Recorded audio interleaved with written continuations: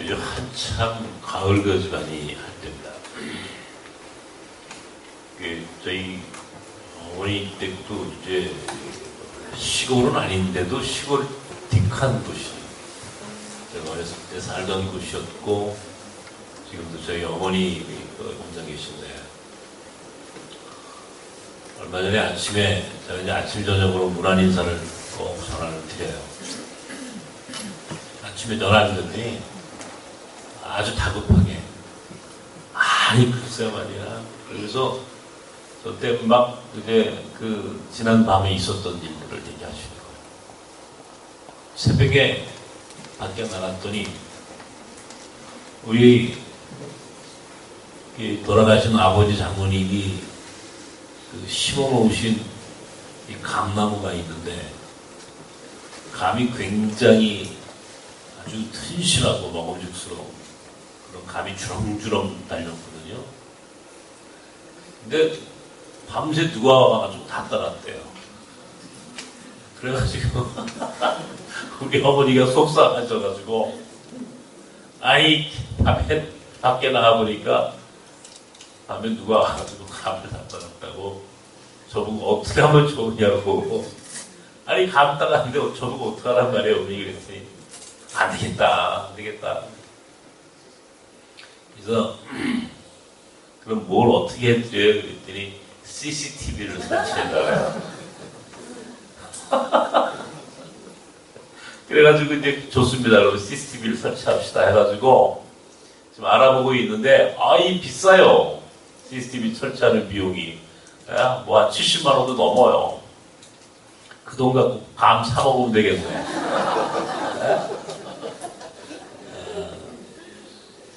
한참 그런 일이 다 있어요.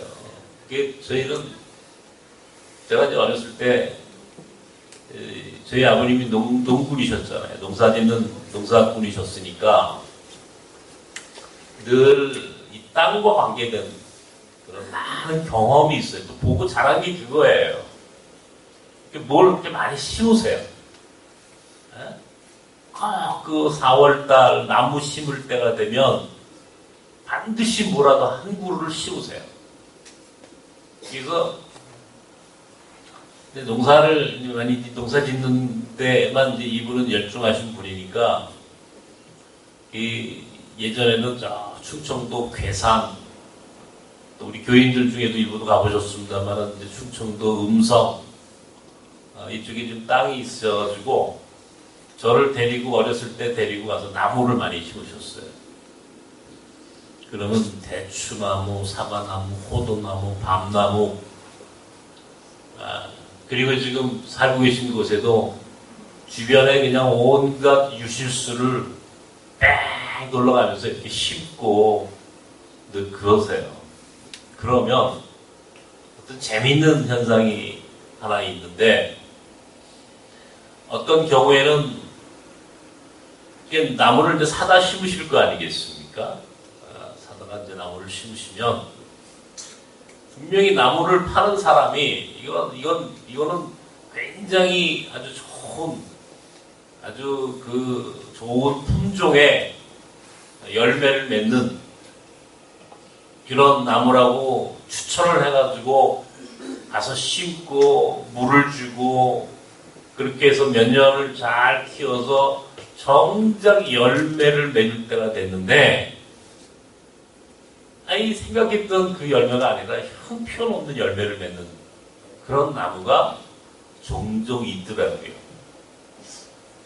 그때쯤 되면 속상해 하세요. 몇 년 동안 잘 키워서 이제 뭐라도 그걸 따먹는 맛도 있지만 그걸 보고 즐기는 거예요. 야, 참 좋은 열매가 맺어졌구나. 그런 그 즐거움, 그런 낙이 있으니까 나무를 심으시는데 정작 본인이 기대했던 열매가 맺어지지 않으면 굉장히 속상해 하시고 그럼 어떤 경우에는 나무를 빼고 뽑고 다른 나무를 또 갖다 심기도 하고 그래서 나무를 많이 심었어요. 심고 또 잘못된 나무 같으면 또 뽑아서 다른 나무로 대체하고 이렇게 하시는 모습을 보고 제가 자라면서 나무를 심는다. 하나의 뿌리, 우리가 이제 뿌리를 묻고 이제 나무를 이제 심을 때면 뿌리를 땅에 이제 묻지 않습니까? 뿌리를 묻고 깊이 뿌리를 내리게 하고 물을 주고 거름을 주고 해서 하여튼 그렇게 해서 그게 열매 맺는 것을 보면서 아, 이게 감나무였구나, 이게 대추나무였구나, 여기 호도나무였구나, 아, 요거는 밤나무인데 참 밤이 아주 제대로 열렸구나 하면서 그렇게 좋아하시던 모습을 제가 아주 지금도 눈에 선연하게 기억을 하고 있습니다. 오늘 이 골로새서 2장에 있는 말씀이 바로 그런 의미에서 오늘 우리에게 굉장히 의미 있는 메시지를 준 거예요. 바울 사도는 골로새 교인들에게 오늘 편지를 보내면서 너희는 예수 그리스도 안에 머물면서 그에게 뿌리를 박아라. 예수 안에 뿌리를 내리고 예수 안에 뿌리를 내리고 거기에서 다시 세움을 입어서 뿌리를 내리고 그 뿌리를 내린 인생이 세움을 입어서 감사함에 열매를 맺게 하라. 자, 여러분, 우리 인생이요 사실은 나무예요. 우리가 인생이라고 하는 게 잘 생각해 보면은 한 그루 나무 같은 거예요. 특별히 신앙생활이라고 하는 것은 어쩌면 나무를 심는 농군의 마음 같은 거예요. 세상에 믿는 믿음이라고 하는 게 굉장히 다양합니다. 우리 예수를 믿죠. 우리는 예수 그리스도를 믿는 우리 기독교인이에요. 세상에 뭐 다양한 종교가 있어요. 어떤 경우에는 종교가 아니라 하더라도 어떤 신념이 있어요. 사람들은 각자의 신념에 의하여 무엇을 믿든지 그리고 그 신념에 의하여 자기 인생의 뿌리를 그곳에 내리고 살아갑니다.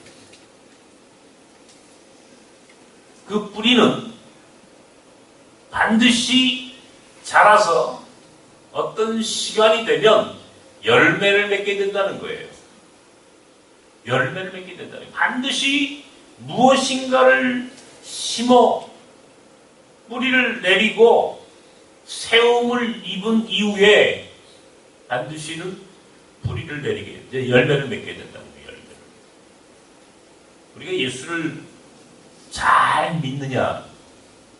오늘 우리 한국 교회가 우리 믿는 사람들이 믿는 믿음이 과연 예수 그리스도를 믿는 건가 아니면 금송아지를 예수라고 마치 출애굽한 이스라엘 백성들이 시내산 밑에서 금송아지를 만들어 놓고 야훼 하나님이라 그렇게 부르면서 그 앞에 춤을 추며 제사 지냈다고 하는 이야기처럼 어쩌면 우리는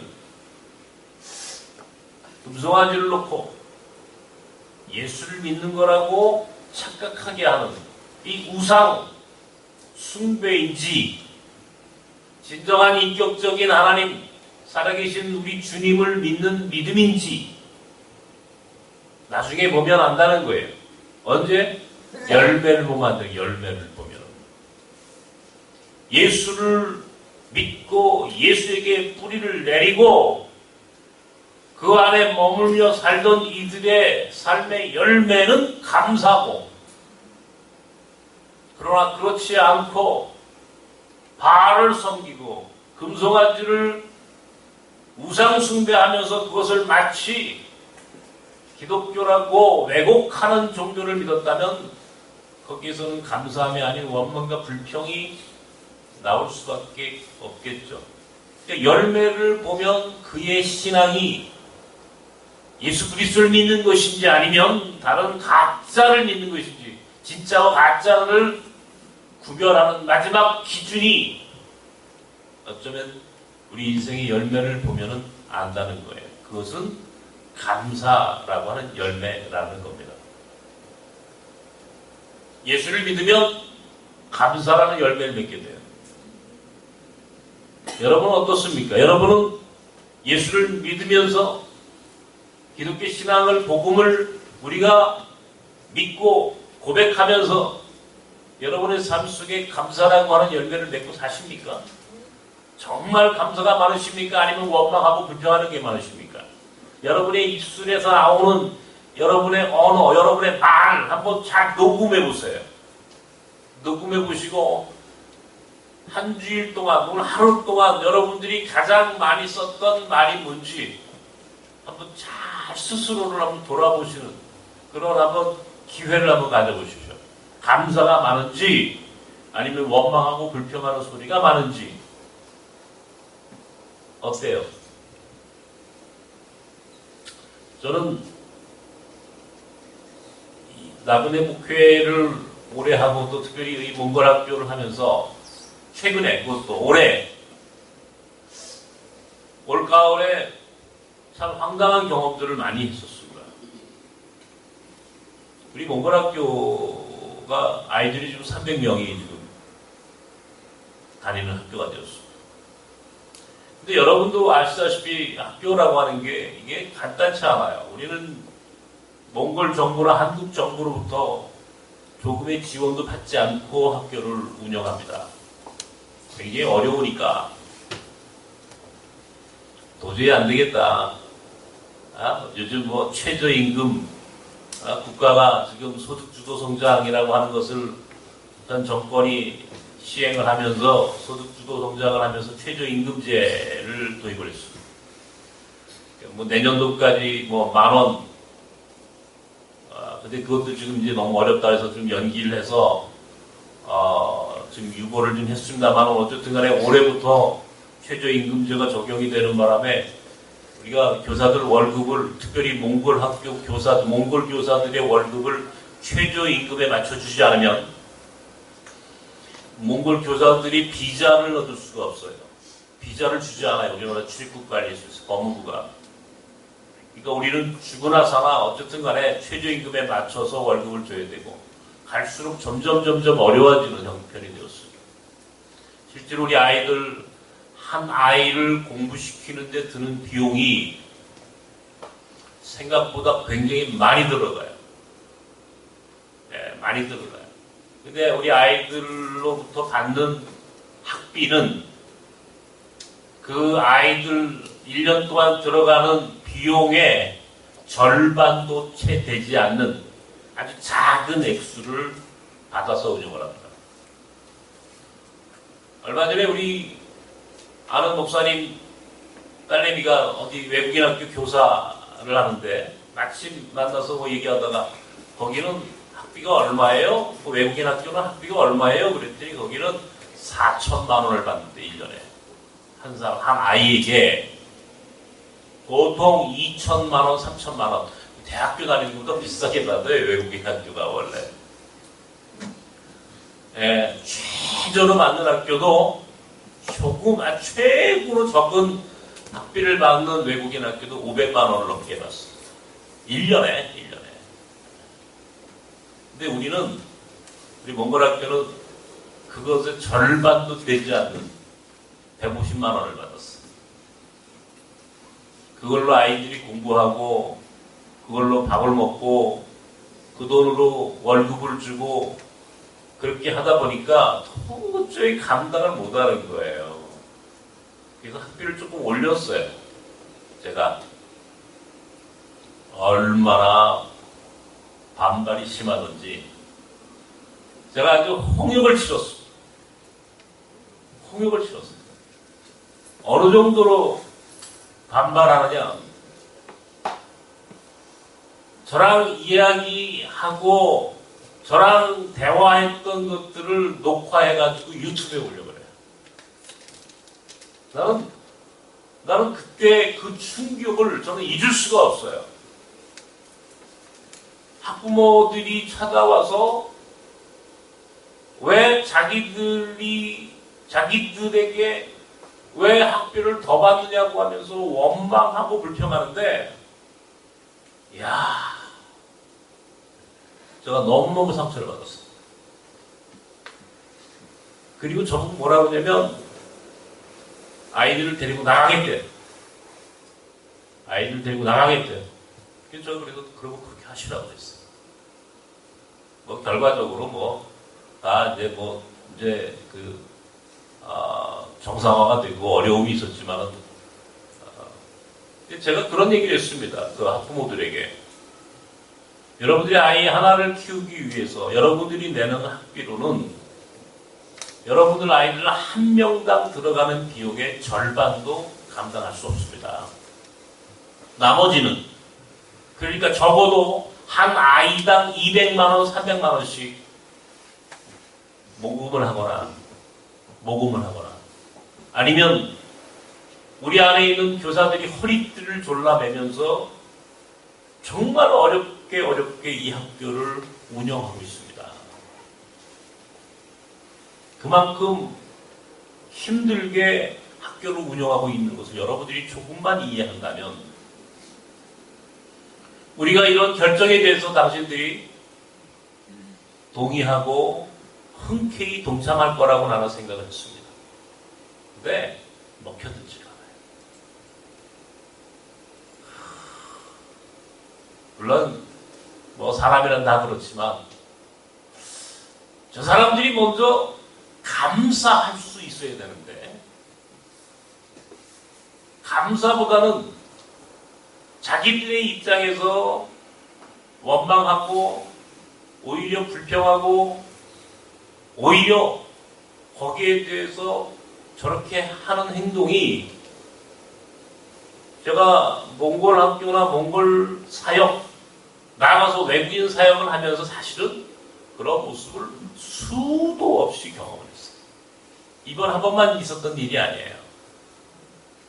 감사할 때, 분명히 감사할 수밖에 없는, 감사하는 것이 마땅한 일임에도 불구하고 대부분의 사람들은 사실은 감사를 하지 않아요.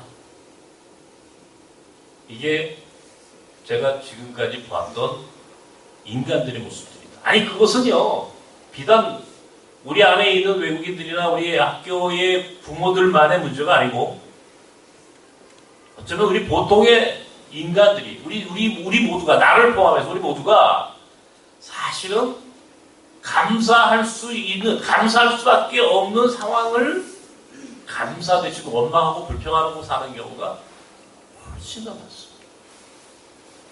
훨씬 더 많아요. 이스라엘 백성이 광야 생활을 하면서 하나님이 만나와 메추라기로 먹이셨고, 마라의 샘물로, 무리아의 샘물로 그들의 갈증을 해결해 주셨고, 그들이 어디로 가야 할지 알지 못하고 있을 때 구름 기둥과 불 기둥으로 인도해 주셨어요. 그럼에도 불구하고 조금만 문제가 생기면, 조금만 어려운 문제가 생기면 그들의 입에서 나온 것은 원망과 불평이었다. 한결같이 원망과 불평이 먼저 터져나가니까 그렇게 우리는 이기적이에요. 자기중심적이에요. 하나님이 수없이 많은 경험을 통해서 그들에게 은혜의 모습을 보여주셨음에도, 은혜를 보여주셨음에도 불구하고, 은혜를 체험했음에도 불구하고, 또 오늘 당장 내 앞에 어려운 문제가 생기면 원망하고 불평하는 게, 이게 다반사예요. 저는 얼마 전 있었던 이런 일들을 경험하면서, 저게 비단 저 사람들만의 모습이 아니라 사실은 보통 우리 모든 인간이 가지고 있는 보편적인 모습일 수밖에 없겠다. 저도 그랬거든요. 사실 저도 그랬던 거예요. 그런 생각을 해봤습니다.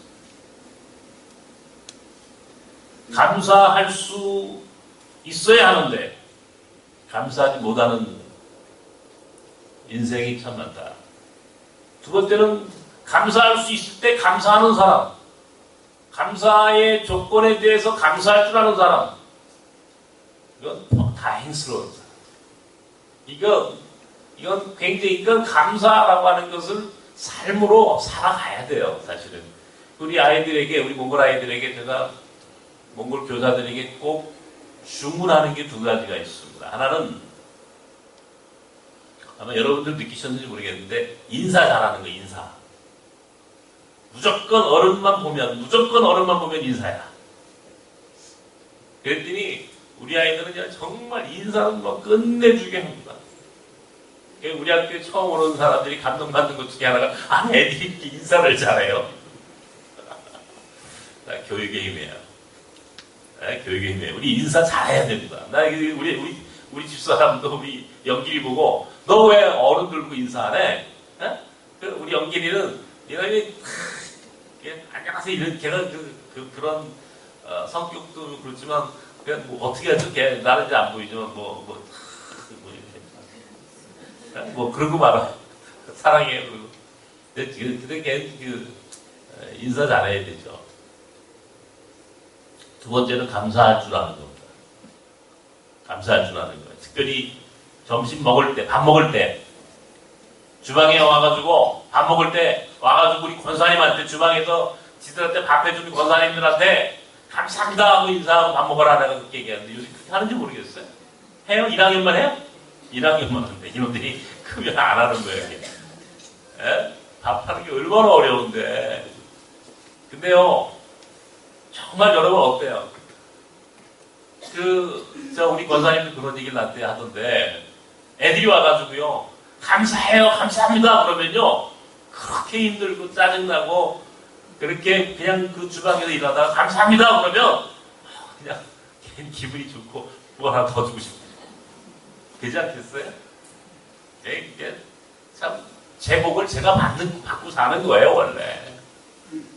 감사라고 하는 것은 타인에 대해서 감사함도 있지만 그것은 스스로 자기가 복을 받는 길이에요. 자기가 스스로 복을 받는 길이에요. 이게 두 번째. 감사할 수 있어야 하는데 감사하지 못하는 사람. 감사해야 될 때 마땅히 감사하는 사람. 그러니까 예수님이 10명의 문둥병자를 고치셨는데 돌아가가지고 다 치료받고는 딱 한 명의 사마리아 사람만 돌아왔다. 성경은 그렇게 기록해놨습니다. 근데 예수님이 굉장히 섭섭하셨던 모양이에요. 그게 성경에 이렇게 기록해 놓은 걸 보면은. 그게 예수님이 볼 때는, 이야, 이게 인간이 이런 건가? 예수님이 조금은 화가 나셨던 모양이에요. 그러니까 그것을 보았던 제자들이 성경이 그렇게 의도적으로 기록해 놓은 거죠. 야, 9명은 어디 갔어? 10명이 치료를 받았는데 10명이 다 와서 땡큐 해야 될 거 아니야. 근데 왜 너 사마리아 사람만 한 명 왔니? 라고 물으신단 말이에요. 나머지 9명은 어디 갔느냐. 제가 얼마 전에 설교할 때 얘기했죠. 치유와 구원은 다른 거다. 치유는 막을 수 있을지 모르지만 구원은 다른 차원이다 그랬어요. 그랬더니 예수님이 뭐라고 그럽니까? 그 사마리아 사람에게 내 믿음이 너를 구원했다 그런다고요. 그때의 구원의 사건이 일어나는 거예요. 감사할 때 구원의 사건이 일어나는 거예요. 치유가 구원이라고 생각하는 것은 착각이에요. 치유는 치유일 뿐이에요. 육신의 질병이 치유받았어요. 그러나 정작 더 중요한 것은 육신의 치유를 넘어 영혼의 구원이에요. 전인적인 구원이에요. 마지막 구원의 선포는 감사할 때 돌아온 감사함으로 다시 돌아와 하나님을 찬양했다는 사마리아 사람에게만 구원의 은총이 주어지게 되더라는 거예요. 9명은 어디 갔냐 말이에요. 9명은 감사하지 않아요. 사람들은 마땅히 감사해야 되는데 감사가 없어요. 제가 지금도 마음에 꺼리낌이 있는 한 가지 사건이 있습니다. 우리가 제주도에 외국인들을 데리고 갔던 적이 있었습니다. 벌써 오래전 얘기입니다만 전설이죠. 180명이 넘는 외국인들을 비행기를 전세를 내서 제주도까지 우리가 여름에 국토수를 떠나가지고 2박 3일 동안 제주도에서 행사를 했었어요. 180명의 외국인들을 데리고 그때 우리를 도와줬던 정말 우리를 사랑하고 돌봐주셨던 목사님이 계셨어요. 근데 그 목사님이 서울에 오셨어요. 오셨는데 제가 가서 그러면 마땅히 그 사랑을 받았으니까 감사합니다라고 인사를 해야 하는 것이 맞는 거예요. 그런데 어떤 오해가 있으셔서 목사님이 어떤 오해가 있으셔서 그게 이루어지지 못했어요. 지금까지도 제 마음속에 남아있는 아주 불편한 기억입니다. 감사에 때가 있는데 감사는요 때가 있어요. 그 때를 놓쳐버리면 감사하고 싶어도 못해요. 그 때를 놓쳤어요. 그 오해가 있었던 그 타임에 내가 오히려 더 적극적으로 가서 목사님 그건 오해입니다. 말씀을 드리고 그때 정말 목사님께 감사했습니다. 라고 고백하고 인사를 드려야 했는데 시간을 줬어요. 이제는 가서 감사합니다. 라고 하면 그것은 목사님이 너 그때 와서 감사해야지 왜 이제 와서 감사해? 오히려 더 따지실 것 같은 두려움이 생겨요. 그때 우리를 도와주셔서 180명이 넘는 외국인들이 2박 3일 동안 잘 사랑을 받고 왔는데 작은 오해 하나를 내가 극복하지 못해서 시간을 놓쳐서 타이밍을 놓쳐가지고 결국 감사의 때를 놓쳐버리니까 더 감사할 수가 없어져요. 그러니까 내 마음속에 불편함이 여전히 있어요. 꼭 갈 겁니다. 다시 목사님께 가서 그때 그 오해, 그건 오해였습니다, 목사님. 저도 목사님도 그건 오해였습니다. 죄송합니다. 다시 감사합니다. 이렇게 말씀을 드려야 되겠다. 설교를 준비하다가 감사는 때가 있어요. 아무 때나 하는 게 아니에요. 때를 놓치면요 하고 싶어도 못해요. 하나님 앞에 감사할 것도요 때가 있어요.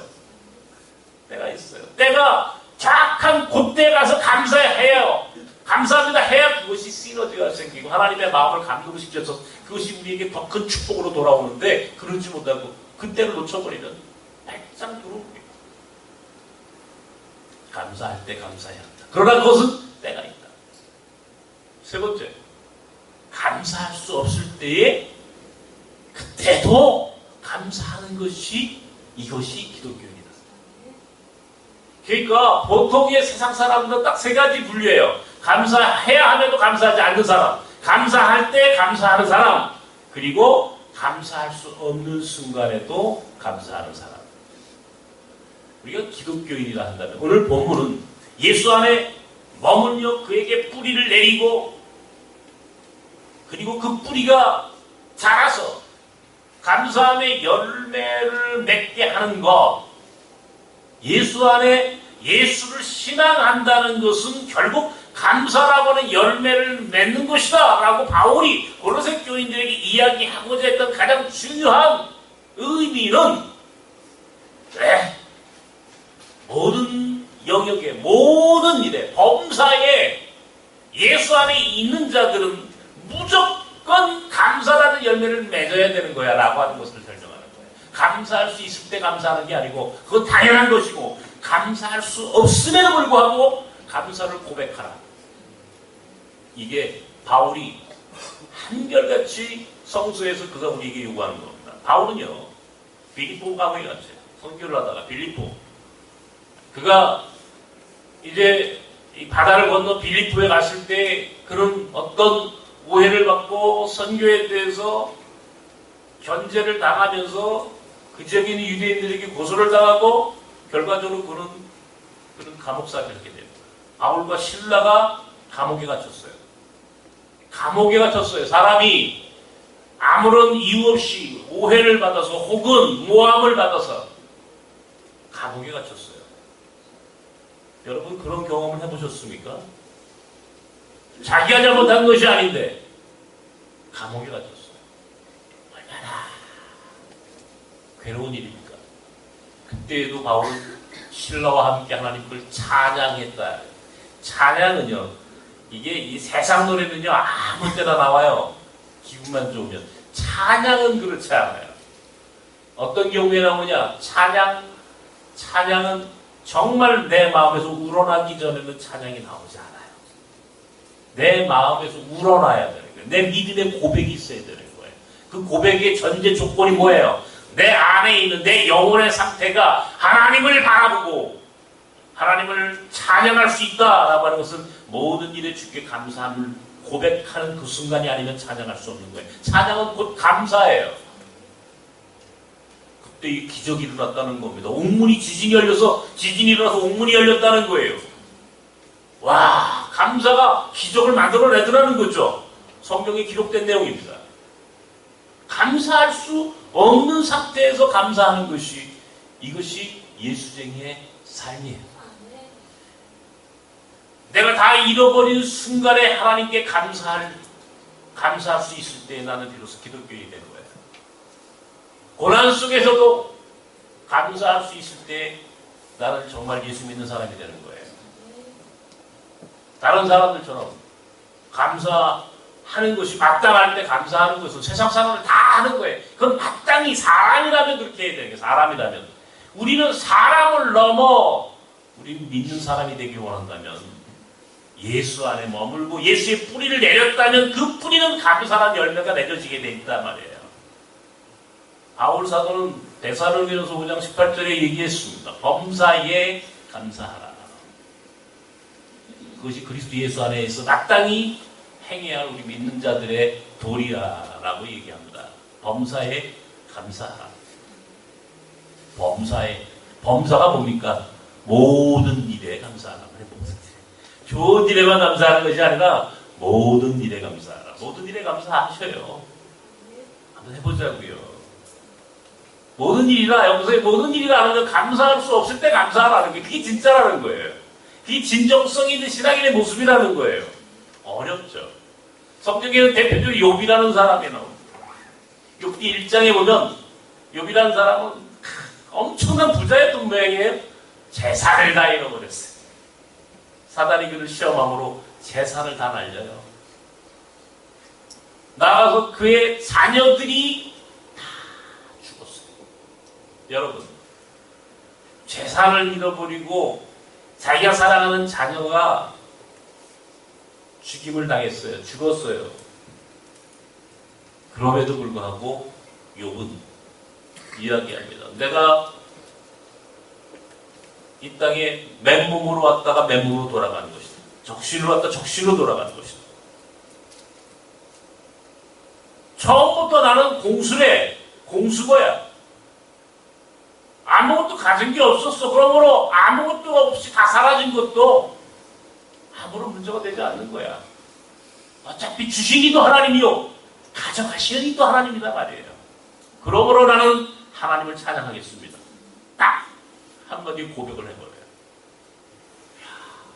그래서 욥이 의인인 거예요. 잃어버린 것, 상처난 것, 손해본 것, 고통당한 것, 그것 때문에 원망하거나 불평하지 말고 오히려 그 순간에도 감사할 수 있을 때에 그것이 믿는 자의 모습이다. 진정한 예수에게 진정하게 뿌리를 내린 자의 열매는 감사합니다. 라고 설명하는 겁니다. 이 설교를 하다가 문득 그러면 나는 정말 이 설교를 할 만큼 당당한 삶을 살았는가? 감사한 삶을 살았는가? 저 자신에게 물어봐야죠. 그러지 못했어요. 제가 시력을 잃게 되고 우리 아이가 장애아로 태어나게 되고 우리 가정에 사실은 굉장한 불행이, 비극이 찾아왔을 때 저는 하나님 앞에 감사할 수 없었어요. 정말이에요. 감사가 나오지 않더라고요. 머리로는 알겠더라고요. 성경이 그렇게 기록된 건 내가 아니까. 그런데 내 마음이, 내 영혼이 그렇게 감사하지 않아요. 그래서 하나님께 원망했어요. 불평했어요. 그 애들이 더 고통스러워요. 더 고통스러워요. 원망하고 불평하니까 미칠 것 같아요. 죽고 싶은 정도. 죽고 싶을 정도로. 그렇게 내가 왜 하나님이 나에게 이런 고통을 주십니까? 라고 하는 말밖에 나오지 않으니까 원망하고 불평하니까 그 원망과 불평이 나를 더 괴롭혀요. 더 괴롭히니까 또 깊은 수렁에 또 빠져요. 계속 추락하는 거예요. 한없이 추락을 하더라고요. 나중에 죽음까지도 생각했어요. 죽음까지도. 죽으러 갔다가 마침내 마지막 끝자락에서 주님을 만났고 드디어 내 고난의 의미를 깨닫는 순간 아하, 이것은 내게 유익이다. 오히려 이 고난이, 이 시련과 아픔이 내게는 감사의 조건이다 라고 하는 사실을 깨닫는 순간, 이것을 내가 감사로 고백하는 순간, 그때부터 내 삶이 바뀌어지기 시작했어요. 원망과 불평할 때의 모습과 내가 이것을 감사함으로 받아들였을 때, 그리고 내 입술로 하나님 감사합니다, 이것은 분명히 내게 은혜입니다 라고 고백할 때에 내 삶이 달라지기 시작하더라는 겁니다. 달라지기 시작하더라는 거예요. 로버트 에먼스라고 하는 사람이 쓴 책 중에 감사의 과학이라고 하는 책이 있습니다. 이 감사의 과학이라고 하는 책의 내용은 인간이 감사를 고백하니까 뇌가 재설정되더라는 거예요. 다시 말하면 인간이 감사를 고백하는 그 순간부터 삶의 모든 조건이 바뀌는 것보다 먼저 자기 자신이 바뀌게 되더라는 거예요. 그래서 자기의 삶을 긍정하게 되고 잃어버린 열정이 되살아나게 되고 새로운 삶의 비전이 보이게 되고 새로운 꿈을 꾸게 되더라는 거예요. 뇌가 재설정된다. 세상은 아무것도 바뀐 게 없어요. 세상은 아무것도 바뀌지 않아요. 내가 바뀌는 거예요. 내가 바뀌니까 세상이 바뀌어지더라는 거예요. 내가 원망과 불평함을 대신해서 감사함으로 내 삶을 바꾸니까 원망과 불평으로 계속 추락했던 인간이 어느 순간 감사함으로 삶의 패러다임을 바꾸니까 그의 인생의 긍정의 열정의 새로운 삶이 보이기 시작하더라는 거예요. 뇌가 바뀌세요. 뇌 구조가 바뀌더라는 거예요. 저는 그 경험을 해봤어요. 저는 지금 똑같은 상황이 조금도 변함이 없어요. 그런데 이제는 감사해요. 전에는 원망하고 불평했어요. 그러나 이제는 감사할 수 있어요. 하나님, 내가 보이지 않아서 감사합니다. 내가 연약해서 감사합니다. 내게 연약한 아들을 보내주셔서 감사합니다. 왜? 내가 연약했으므로, 내가 상처받았으므로, 우리 아이가 부족함으로 인하여 상처받은 사람들을 이해하게 됐어요. 지난주에 얘기했죠. 상처받은 치유자. 오늘 이 칼럼에 여러분 보셨습니까? 주보에 나오는 칼럼. 상처받은 치유자. 제가 지난주에도 이 설교를 했습니다만은 상처받은 치유자가 무엇인지를 알게 됐어요. 바로 예수 그리스도의 육화, 성육신 사건이라고 하는 것은 그가 사람의 몸으로 가장 낮은 자의 모습으로 이 땅에 오셨다라고 하는 것의 의미는 그가 스스로 상처받은 치유자가 되시기를 결단했다는 거예요. 예수가 상처받은 치유자의 모습이에요. 내가 상처를 받고 내가 아파 보니까 아픈 사람을 이해하게 됐어요. 내 아들이 연약하니까 연약한 자의 모습이 보이기 시작했어요. 그때는 몰랐어요. 전에는 몰랐어요. 내가 강하고 내가 힘이 있을 때는 약한 자의 모습이 눈에 들어오지 않았어요. 그런데 내가 약해지니까, 내 아들이 약해지니까, 내 가정이 연약한 가정이 되니까 그 다음부터는 사람들을 불쌍히 여길 수 있는 마음이 생겼어요. 그런 마음으로 세상을 바라보니까 이런 사역을 할 수 있게 됐어요. 행복해요. 내게 연약한 모습으로 연약한 자를 섬길 수 있는 기회를 주셨음에 감사한 거예요. 눈이 보이지 않았으니까. 그렇지, 한 게 뭐, 되는 것이 없으니까 막 하는 거죠, 지금. 맞습니다. 그 말이 맞는 것 같더라고요. 근데 지금 사람들이 배는 게 없다. 처음엔 기분 나빴어요. 배는 게 없다. 그럴 때는. 근데 지금 이제 느껴요. 아, 배는 게 없는 게 복이다. 배는 게 없는 게 복이다. 배는 게 있었으면 못했어요. 배는 게 없으니까 이렇게 하는 거예요. 감사합니다. 연약한 자를 알아볼 수 있는 눈을 주셨어요. 육신의 눈이 안 보이니까 아픈 사람을 느낄 수 있는, 공감할 수 있는 눈을 주셨어요. 얼마나 감사해요. 하나님의 눈을 주셨어요. 예수의 눈을 주셨어요. 그러니까 감사한 거예요. 한 가지 목사를 다음 주에 파송한다. 그러다 보니까 이제 선교에 대해서, 우리가 또 선교하는 교회이긴 하지만, 지난주 그래도 우리 한쪽 측에 인도 선교사님이 우리 빵가지 목사와 와서 이제 대화하고 저한테 잠깐 오셨더라고요. 뭐 얘기하면서 뭐 또 인도 선교 얘기도 하고, 저도 이제 선교에 새로운 생각을 하다가 마침 인도 선교사 중에 윌리엄 캐리라고 하는 사람이 있었습니다. 윌리엄 캐리. 전설적인 선교사예요. 1761년에 그가 영국에서 태어납니다. 1761년. 18세기 중엽에 영국에서 태어났습니다. 그가 세계 선교의 아버지예요. 어떤 측면에서는 인도 선교는 물론이고 세계 선교에 있어서 가장 위대한 업적을 남겼던 전설적인 선교사예요. 전설적인 선교사예요. 뭐 그가 엄청난 일을 해서 나는 그를 지금 소개하려고 하는 게 아니에요. 여러분도 어디서 들어봤을 겁니다. 어디선가 들어보셨을 거예요. 그런 44개국의 언어로 성서를 번역한 사람이에요. 그러니까 성서 번역에 탁월한 은사가 있는 사람이 있어요. 그런데요, 인도에 가가지고 벵갈어로 8년 동안 성경을 번역했어요. 인도어로 성경을 번역했어요.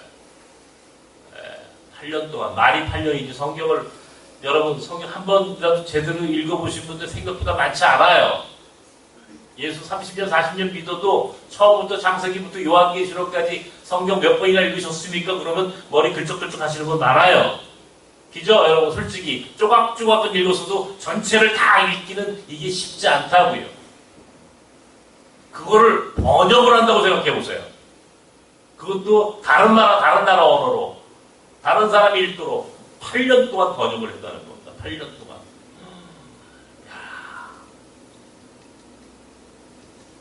근데요, 번역을 했어요.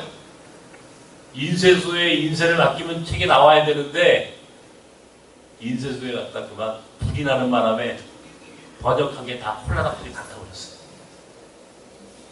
여러분, 이쯤 되면 어떨 것 같아요, 여러분? 하나님한테.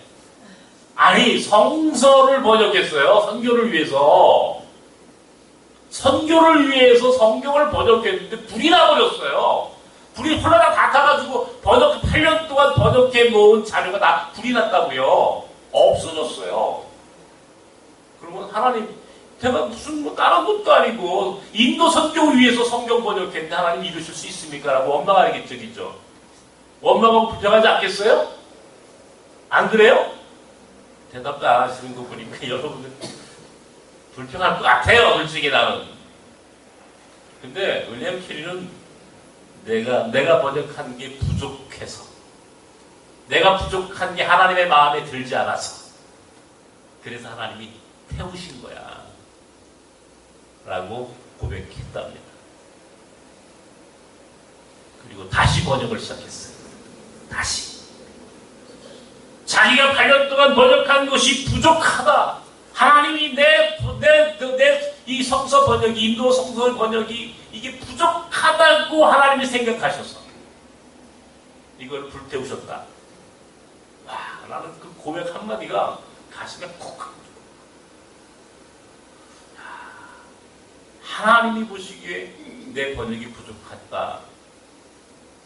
더 좋은 번역으로 더 많은 사람들에게 복음을 잘 증거할 수 있는 성경을 만들려고 8년 동안의 수고를 한 번에 불로 하나님 사라지게 하셨다. 그래, 좋아, 다시 시작할게. 이게 믿음이에요.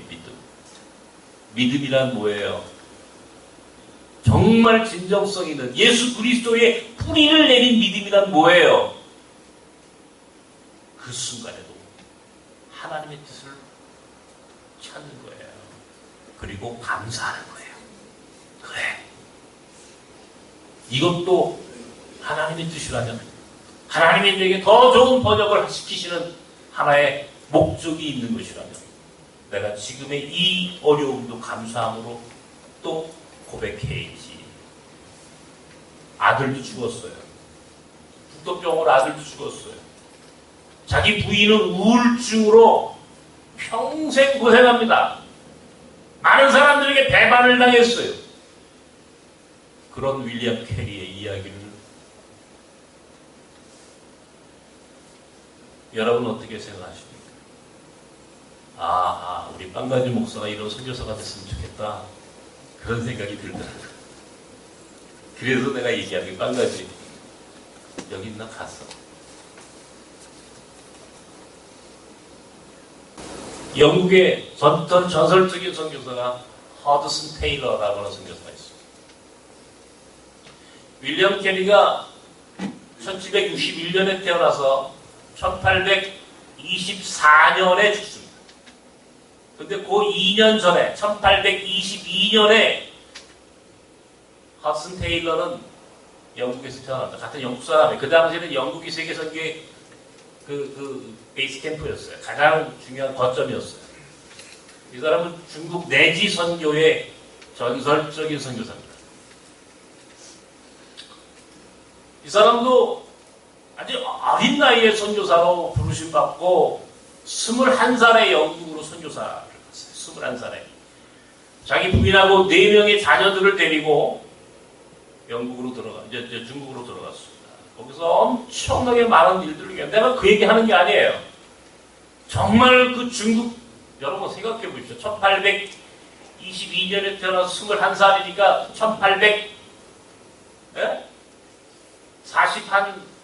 1843년, 우리나라가 1884년에 알렌이 복음을 들고 들어옵니다. 처음 의사로 들어와요. 1885년에 언더우드와 아펜젤러가 인천 한국에 처음 복음을 들고 4월 5일 부활절 아침에 처음 들어와요. 선교사가. 그러니까 1884년에 알렌, 그는 의사예요. 고종의 어이가 되죠. 1885년 1년 이후에 알렌이 들어오고 나서 1년 후에 아펜젤러, 감리교 선교사와 언더우드, 장로교 선교사가 처음으로 우리나라를 들어온 거예요. 그리고 보세요. 이 19세기 윌리엄 캐리, 허슨 테일러, 즉 우리나라에 복음이 들어온 이 과정들을 쭉 보면 그때 전 세계가 어떤 시대였습니까? 중국에서 태평천국이라는 게 있었어요. 엄청난 소요가 있었어요. 말도 다 못하는 엄청난 그런 그 엄청난 일들이 중국 대륙에 막 일어나, 여기저기서 대난이 일어나고 세상이 그냥 그 불안한 그때 복음을 들고 갑니다. 4명의 자녀를 데리고. 근데요, 이 허슨 테일러는요, 거기서 자그마치 자기 자녀가 셋이 죽어요. 자기 부인도 아기를 낳다 또 죽습니다. 33살에. 어린 나이에, 젊은 나이에. 자기 부인도 죽어요. 그런데요, 이 허슨 테일러는 자기 가정이 그렇게 어려워지고 자기 부인마저 자기 자녀와 부인을 다 그 선교지에서 그렇게 그 죽어가는 그 절망 가운데서 그런 자기 선교지에 자기의 선교 본부에 뭐라고 편지를 쓰냐면 감사하다 써요. 감사하다. 참 선교사들이 이렇게 살았구나, 이렇게 선교했구나 라고 하는 사실을 제가 보고 야, 이거 나는 여기서 뭐 이 정도 고생하고 뭐 원망하고 불평했다고 그러니까 부끄러워요, 부끄러워. 정말 부끄러워요.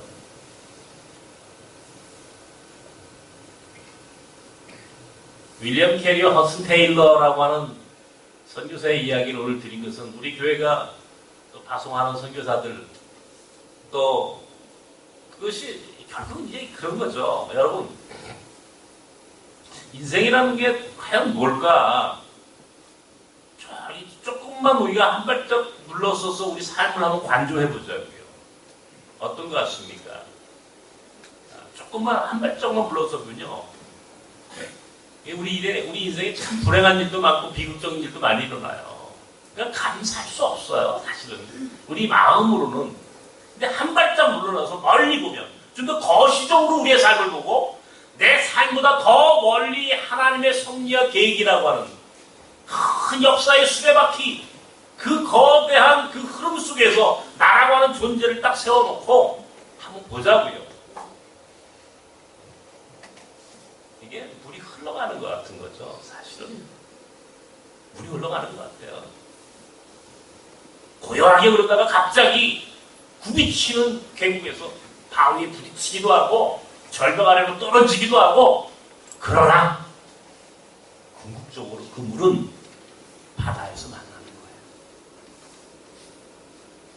누구 말대로 이 또한 지나가리라 하는 마음으로 한 발짝 삶을 물러가서 하나님의 섭리와 계획 속에서 내 삶을 들여다보고, 하나님의 은혜라고 하는 관점에서 내 삶을 관조해보고, 더욱이 내가 예수 그리스도라고 하는 우리 주님의 아내고 하며 그분에게 뿌리를 내리고 있다라고 하는 사실을 잃어버리지 않는다면, 사실은 어떤 경우에도 우리는 하나님을 찬양할 수 있어요. 하나님께 감사할 수 있어요. 내 마음이 시키지 못하면 여러분 입술로만이라도 립서비스 하는 마음으로라도 하나님께 감사합니다라고 고백해 봅시다. 그러면요 묘한 일이 일어나요. 아까 감사의 과학이라고 하는 이 책 얘기했죠. 묘한 일이 일어나요. 감사합니다 하는데 갑자기 눈물이 울컥 일어나요. 저는 그런 경험이 있어요. 아까도 얘기했던 학교를 운영하면서 어려웠던 일들, 수없이 많은 배반과 그 고통의 시간들. 근데 혼자 제가 하는 버릇 중에 하나가 그 순간 뒤돌아서서 아무도 모르게 제가 하나님께 눈을 감고 기도할 때가 있어요. 뭐라고 기도하냐면요, 감사합니다. 저도 그것을 훈련하고 있는 중이에요. 감사합니다라고 기도해요. 감사합니다. 그런 순간에 제 마음속에서 평안이 찾아와요. 위로가 찾아와요. 그리고 정말 그것이 감사함으로 내 안에 고백되어져요. 고백되어져요. 여러분,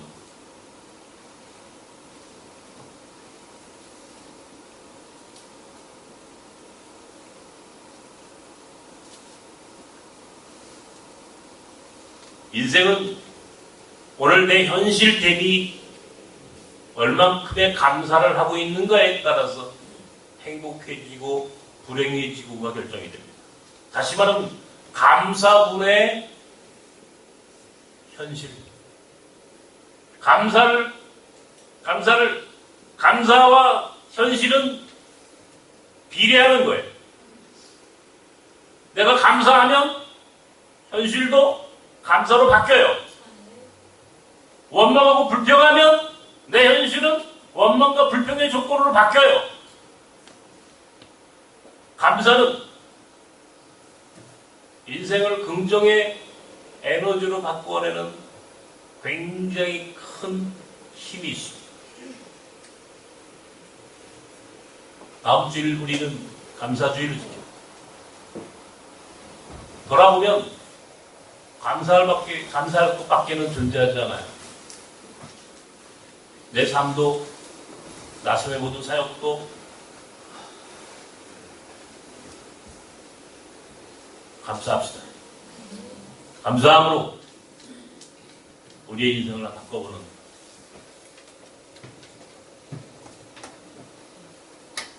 저와 여러분이 되길 주님의 이름으로 축원합니다. 사랑하는 주님, 감사할 수 없을 때에 감사하는 것이 믿는 자의 모습입니다.